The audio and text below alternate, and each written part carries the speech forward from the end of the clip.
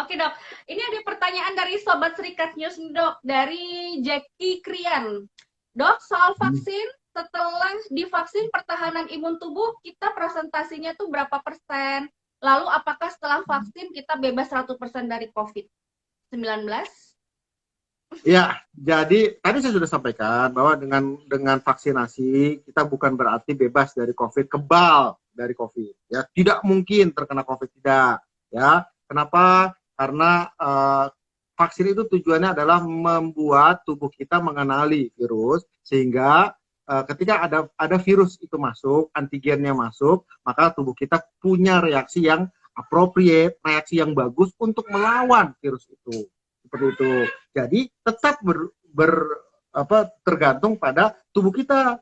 Ya, tubuh kitanya reaksi imunnya bagus, ya akan bagus. Bisa jadi kita nggak kena. Kalaupun kena, kita hanya tanpa gejala. Bisa. Tapi ada orang-orang yang daya tubuhnya tidak terlalu bagus. Maka walaupun kena, walaupun sudah vaksin, tetapi respon imunnya juga tidak terlalu bagus. Dengan respon imun yang tidak terlalu bagus, maka efek atau gejalanya tetap ada gitu. Tetapi memang sekali lagi tujuan untuk vaksin itu bukan kebal, kita tidak akan kena virus terinfeksi, tapi kalau terkena virus maka virusnya tidak mengganas, virusnya tidak menggerogoti tubuh kita, tidak menjadi penyakit yang berat. Ketika menjadi penyakit berat kan bisa menimbulkan kematian dan penderitaan yang berat. Tapi kalau kena ya seperti orang yang tanpa gejala, makanya itu fenomenanya ya, kena orang yang kena virus COVID tanpa sebelum vaksin ya, kan ada yang sampai berat banget, sampai meninggal ya, sampai ventilasi, tapi ada yang biasa-biasa aja gitu loh. Bahkan 80% nggak biasa-biasa aja, karena virus itu begitu gitu loh. Karena ketika daya tahan tubuh kita baik, maka dia akan responnya baik. Cuman sangat ada beberapa faktor yang perlu diperlukan. Selain daya tahan tubuh, ya kekuatan virus itu, banyaknya virus tersebut yang masuk ke tubuh kita juga sangat menentukan. Jadi kalau tanya berapa persen, ya nggak 100%. Berapa persen exactly-nya, ada angkanya untuk vaksin dari penelitian ya. Kayak Sinovac yang sudah ada itu 65,3%. Ya artinya apa? Ya efektivitasnya segitu. Ya di luar itu mungkin tidak terlindungi gitu. Tetapi angka di atas 50% itu angka yang bagus. Ya, angka di atas 50% angka yang bagus untuk bisa melindungi kita. Jadi sekali lagi, ketika kita sudah divaksin bukan berarti kita kebal terhadap virus COVID-19 ya, tapi kita terproteksi. Apalagi yang vaksinnya banyak, maka akan terbentuk yang namanya herd immunity. Imunitas kekebalan komunitas, kekebalan kelompok ya. Jadi virus masuk ke kelompok tersebut, misalnya masuk ke Indonesia, nggak bisa. Kenapa? Karena ini kebal, itu kebal, ini kuat, bingung dia masuknya, jadi nggak bisa menulari dengan baik. Maka disitulah akhir dari cerita COVID-19. Itu yang kita mau capai, seperti itu. Oke, selanjutnya nih dok, ada pertanyaan lagi, apakah mungkin meningkatkan herd immunity tanpa vaksin? Karena case di desa-desa sosialisasi tentang vaksin itu kurang masif, dok. Gimana, Sangat dok? mungkin, Mbak. Sangat mungkin. Tanpa vaksin sangat mungkin. Caranya gimana? Ditulari. Semua orang ditulari. Sakit dulu. Nanti tinggal hukum alam aja. Mana yang bertahan, mana yang enggak gitu loh. Itu aja. Tapi kejam bahasanya gitu kan. Kenapa? Ya kalau udah tertular, kita tinggal milih. Ini tertularnya yang berat atau tidak. Gitu. Ya. Kalau tertularnya jadi berat, kritis, maka meninggal. Angka kematian akan banyak. Tinggal lihat angka kematian kita berapa. Taruh angka kematian kita di angka 2-3%. Taruhlah 3%. Ya, dari 100 orang yang tertular, 30 orang, 3% itu 3 orang akan meninggal gitu. Kalau yang terinfeksi itu ada 180 juta orang, berapa yang meninggal? Bisa 3.000, 40.000 orang meninggal.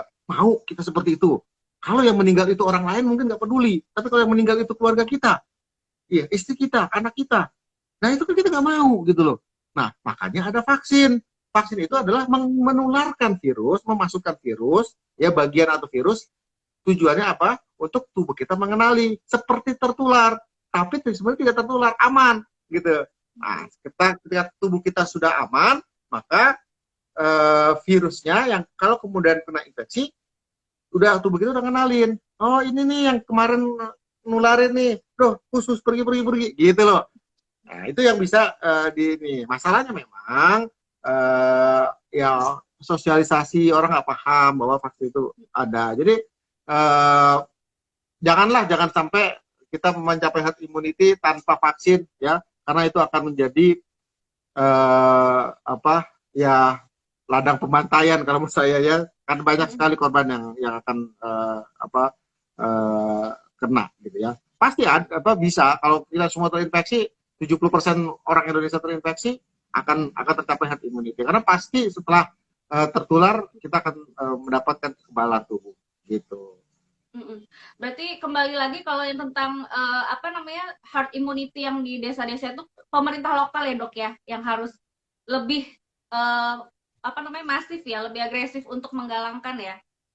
Ya, saya rasa seperti itu ya, pemerintah lokal, pemerintah aparat desanya ya, dan juga masyarakat, para tokoh masyarakat di situ, para ulama, para tetua dan lain sebagainya yang memang bahu membahu mengedukasi masyarakat di sana untuk yuk kita vaksin, yuk kita 5M gitu ya, dan lain sebagainya. Oke dok, ini pertanyaan terakhir dok, karena sebentar lagi masuk di penghujung acara. Dari Vicky Hadi Wibowo, mau tanya dok, perihal COVID di India yang terlihat sangat kredit, adakah hal yang bisa diambil pelajaran dari dampak tsunami COVID tersebut dok untuk Indonesia? Pertanyaan bagus sekali ya, kita jangan sampai mengalami ya. Kita harus belajar dari pengalaman apa yang dilakukan orang lain ya. Jadi India itu cukup masif protokol kesehatannya waktu itu, karena mungkin masyarakatnya juga susah untuk diatur, jadi mereka melakukan lockdown dan segala macam dan berhasil menekan angka COVID di first wave ya. Dan kemudian ada pelonggaran dari pemerintah karena ada masalah politik juga ya, ada pemilihan waktu itu ya, sehingga dalam kampanyenya pemerintah yang pengen kepilih lagi gitu ya, melonggarkan termasuk kegiatan keagamaannya gitu ya. Dan ada kegiatan keagamaan yang mengumpulkan orang untuk mandi bareng di Sungai Gangga seperti itu. Jadi ratusan ribu bahkan jutaan orang mandi dalam satu waktu dalam periode tertentu di Sungai Gangga ya. Saya keluar dari masalah kepercayaan dan segala macam ya, tapi perilaku itu gitu ya, perilaku itu yang berkumpul banyak, mungkin pakai masker juga gitu ya, tapi yang namanya sudah berkumpul itu kan susah, walaupun pakai masker juga, tapi sudah jaga jaraknya dekat segala macam, menyebabkan ternyata ada proses penularan di situ. Banyak orang yang tertular, dan kemudian ketika satu tertular, satu keluarga tertular, kemudian satu komunitas tertular, satu kantor tertular. Jadi seperti efek bola salju, seperti itu. Terus berputar dan lain sebagainya. Itu pelajaran pertama. Jangan kita ulang kondisi seperti itu. Apapun namanya pelonggaran itu harus terkawal. Kalau memang perlu dilakukan pelonggaran tadi, ya harus ketat. Vaksin, 3T, PDJS, 3M. Itu jangan pernah dilupakan. Lalu pelajaran kedua, ada mutasi. Jadi virus ini mengalami mutasi yang kita sudah ketahui dan terdeteksi di India itu double mutasi. Ya, double mutasi. Sekali lagi, ini virus adalah materi genetik. Genetik pasti mutasi. Ada mutasi. Jadi nggak bisa kita berperang dengan kejar-kejaran dengan mutasi ini.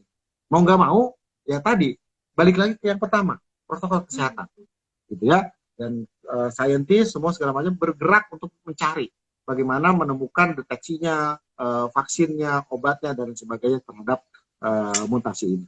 Seperti itu. Dan pelajaran yang berikutnya adalah bagaimana sama-sama pemerintah, masyarakat ya mendeteksi secara dini ketika terjadi pelonjakan. Ya, jadi waktu itu awal-awal ada pelonjakan di India itu ya masih nganggap remeh, tiba-tiba langsung naik begitu, baru kelabakan. Dan ketika angka tinggi, maka sistem kesehatan akan kolaps. Dan ketika sistem kesehatan akan kolaps, maka yang terjadi berikutnya adalah banyaknya korban. Kalau banyaknya korban, sistem kesehatan kolaps, yang terjadi berikutnya adalah pasien-pasien yang non-COVID pun akan menjadi korban karena tidak dapat mendapatkan pelayanan kesehatan. Nakes banyak yang kena dan lain sebagainya. Itu udah ceritanya seperti itu, ya. Lingkaran setannya seperti itu.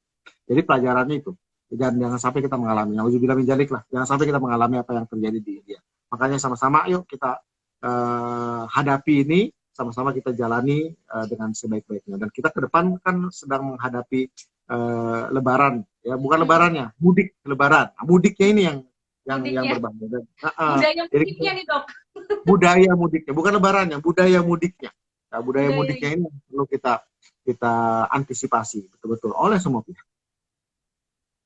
Oke, ada rekomendasi nggak dok untuk pemerintah dalam kan kita pastikan akan ada sholat id ya dok. Ada dari pandangan dokter ada rekomendasi nggak untuk pemerintah sebaiknya apakah bisa dilaksanakan dengan menjaga jarak atau seperti tahun lalu dok? Jadi kita sholat masing-masing di rumah. Bagaimana nih dok? Oke, saya rasa pemerintah harus betul-betul memetakan ya mana area-area yang memang aman, mana area-area yang tidak aman. Ya tentu dengan 3T yang jelas, testing dan tracing yang real, ya jangan sampai angkanya kurang dan lain sebagainya. Begitu angkanya itu real, maka kita bisa reliable, ya bisa mengambil dari data tersebut, daerah ini aman. Nah, ketika daerah itu aman, maka boleh dilakukan sholat. Kalau menurut saya sih silakan aja dilakukan sholat id di daerah-daerah yang aman, ya harus dilakukan penilaian secara ketat. Dan rekomendasinya lebih baik dilakukan di lapangan terbuka dengan jarak, ya betul-betul kita harus berjalan dengan protokol yang maksimal. Kalau memang mau sholat id silakan, ya tapi utama di lapangan terbuka dengan menjaga protokol jarak dan tadi VDJS itu dilakukan, ya jangan sampai orang berkumpul, durasinya, ya khotbahnya jangan lama-lama, gitu, sekolahnya jangan lama-lama, langsung bubar seperti itu. Nah kalau itu bisa dijalankan, mudah-mudahan sih nggak ada masalah, ya. Tapi kalau ketika nanti mungkin seminggu ini 2 minggu ini kasusnya meningkat, ya mau nggak mau kita seperti yang tahun lalu, gitu mbak. Oke dokter, terima kasih sudah di penghujung acaranya dok, sudah mulai persiapan untuk berbuka puasa. Closing statement sedikit ya dok, boleh ya? Dan tipsnya untuk kita Sobat Serikat News dalam menerapkan protokol 3M atau 5M tersebut. Monggo dok. Ya, jadi saya cuma mengingatkan bahwa yuk sama-sama dari kita, untuk kita, dan untuk keluarga yang kita sayangi. Ya, sama-sama kita tegakkan 3M atau 5M, ya, dan kita pantau ya semua orang untuk melaksanakan fungsinya. Kalau dia bisa melakukan VDJS, karena dia punya mall, punya pasar, punya apapun ya, kantor, bos di kantor, lakukan VDJS. Dan kepada pemerintah, lakukan 3T, dan terus lakukan vaksin secara masif. Sama-sama kita layani, kita perbaiki diri kita lindungi diri kita lindungi keluarga kita lindungi masyarakat kita lindungi Indonesia. Insya Allah kita bisa. Terima kasih Dr. Eka Ginanjar atas tips-tipsnya untuk kita semua. Karena sudah di penghujung acara, jangan kapok ya dok, menjadi narasumber di Serikat News ya dok. Insya Allah. Mungkin next time nanti di episode berikutnya nanti kita bisa ngobrol lagi ya dok. Ya. Sehat selalu dokter, salam untuk teman-teman di tim mitigasi PBID. Terima kasih sekali, selamat berbuka puasa bersama keluarga, tetap melaksanakan protokol 3M. Siap. Oke, terima kasih dokter. Sampai jumpa kembali. Terima kasih. Sampai jumpa. Oke.